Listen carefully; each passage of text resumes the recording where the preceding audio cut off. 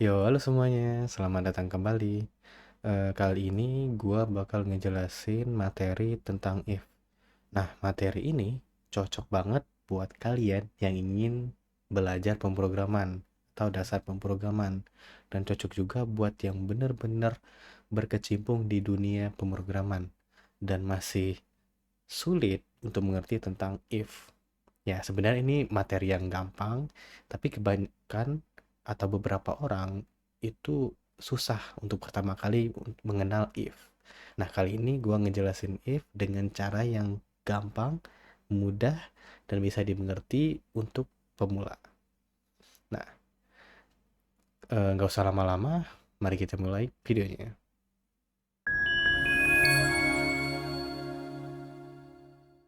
If itu adalah sebuah sintaks atau fungsi pada pemrograman yang berguna untuk mengecek suatu kondisi. Dan jika kondisi itu benar, maka blok kode yang di dalamnya akan dijalankan. Untuk dasarnya, kita ambil kata if. Jika if, kalau ditranslate ke dalam bahasa Indonesia adalah jika. Nah, jika dalam bahasa Indonesia pasti diiringi dengan kondisi nih. Seperti jika bla bla bla, maka bla bla bla. Kalau kita tambah isinya, jika Budi punya uang, maka Budi beli apel. Oke, sampai sini mengerti ya? Nah, kalau kita translate jika maka ke dalam if tadi, maka akan seperti ini. If Budi punya uang, Budi beli apel.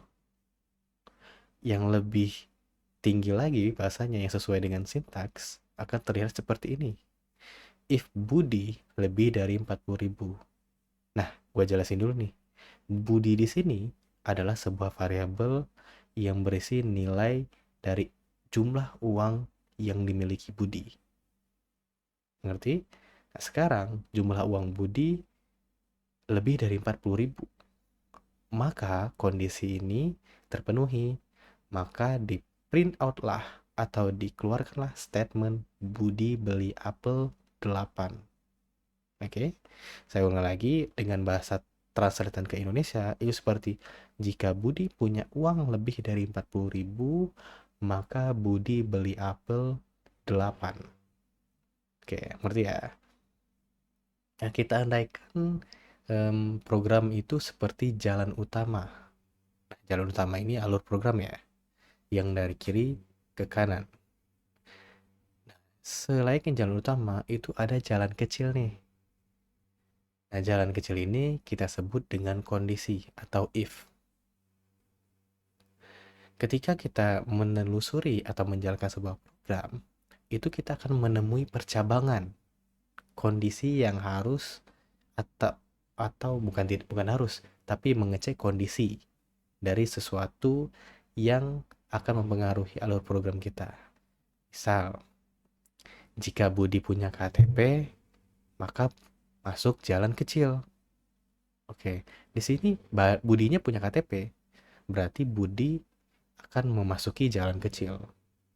Yang dari jalan utama, Budinya punya KTP. Oke, maka Budi masuk ke jalan kecil.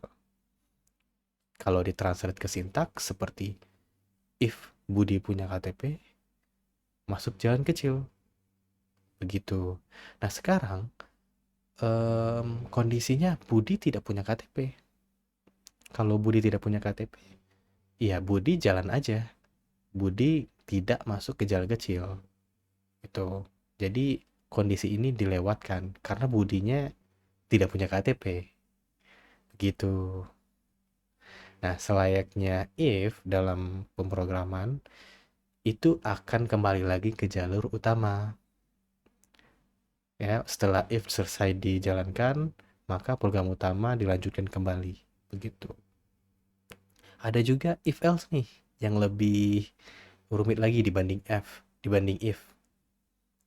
If else ini adalah sebuah kondisi di mana jika kondisi if tidak terpenuhi, maka else dijalankan. Nah, kalau kita translate ke bahasa Indonesia itu seperti jika bla bla bla, maka bla bla bla. Jika tidak, maka bla bla bla.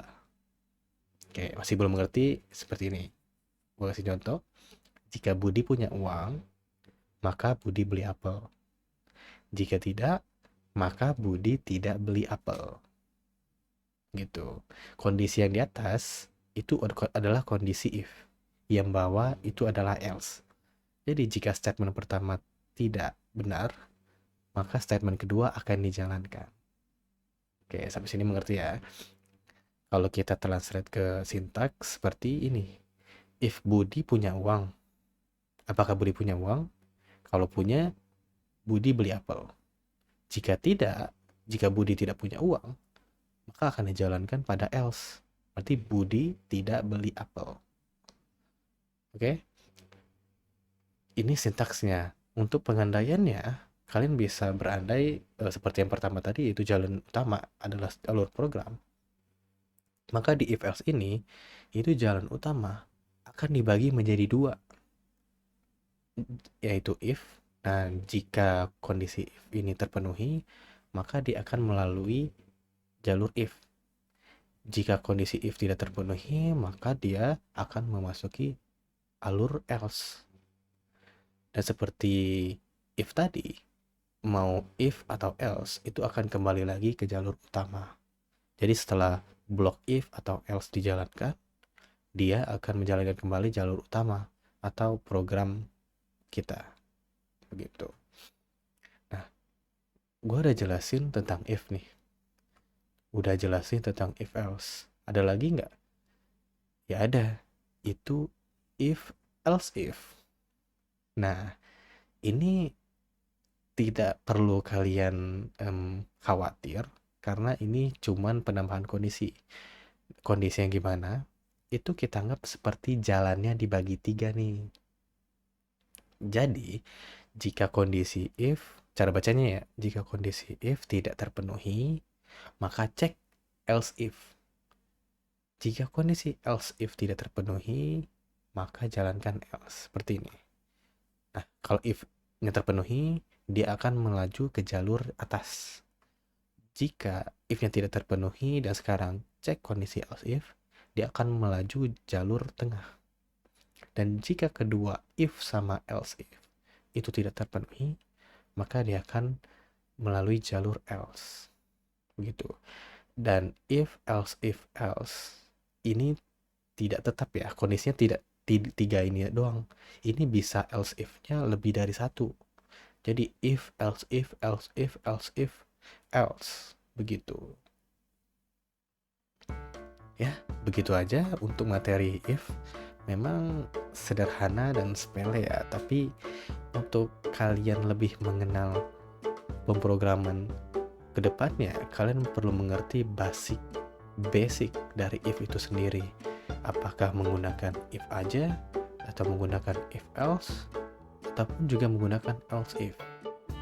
Baiklah, sekian dari materi kali ini. Terima kasih sudah menonton. Jika ada kritik dan saran, jangan lupa tinggalkan di komen ya. Dan tolong juga kalau video ini bagus bisa kalian like dan nantikan video-video selanjutnya. Terima kasih.